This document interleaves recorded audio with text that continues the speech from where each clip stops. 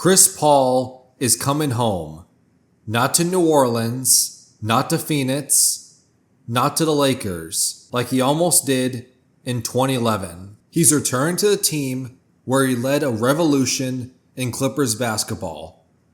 In what's expected to be his final NBA season, Chris Paul is back with the Clippers, and this time, he might be walking into the best team of his entire career. The 12-time All-Star chose LA over multiple suitors, including the Bucks, Mavericks, and Hornets, all for one reason: closure. Paul spent 6 seasons with the Clippers from 2011 to 2017, was a 6-time All-Star, 5-time All-NBA player, racking up more All-NBA honors, more assists, and more impact than anyone else in Clipper history. And now, nearly a decade after the Lob City era ended in heartbreak, CP3 is back, not to dominate, but to complete the story.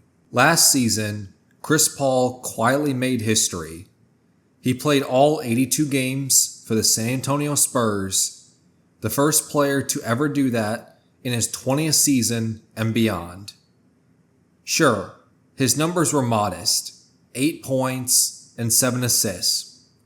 But the value wasn't in the box score.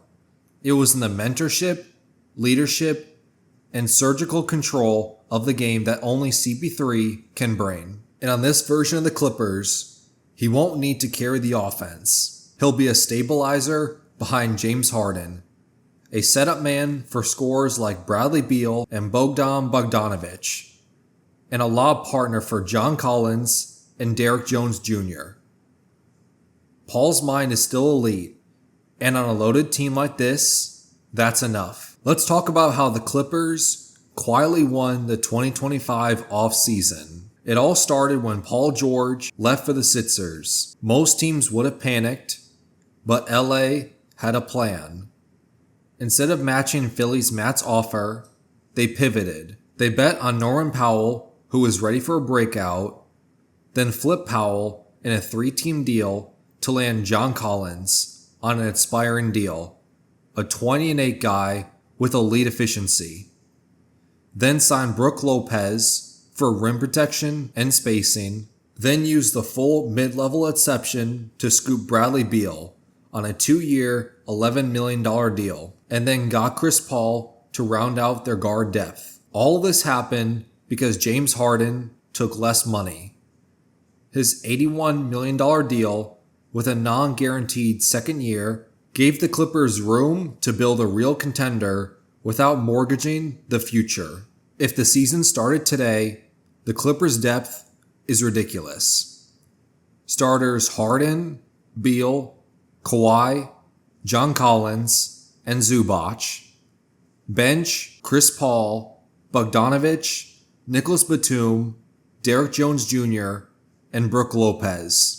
Even if CP3 comes off the bench, his role will be pivotal, organizing the second unit, controlling tempo, and stepping in when injuries inevitably strike.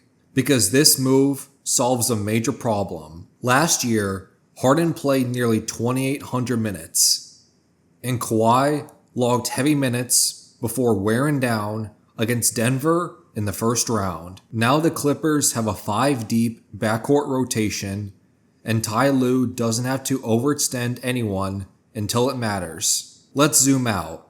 The Clippers didn't just build a good team. They built a bridge between the current era with Harden and Kawhi under contract through 2027 and the future, where they'll have a clean cap sheet, a new arena, and the flexibility to chase another superstar. Chris Paul may be here for one last ride, but the Clippers, they're setting themselves up for something bigger. And this final chapter for CP3, it's poetic.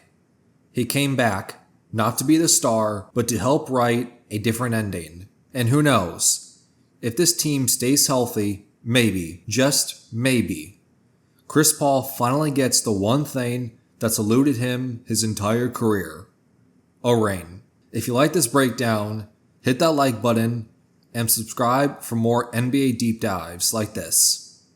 Drop a comment. Will Chris Paul's final season be his best chance at a championship? And do the Clippers have the deepest roster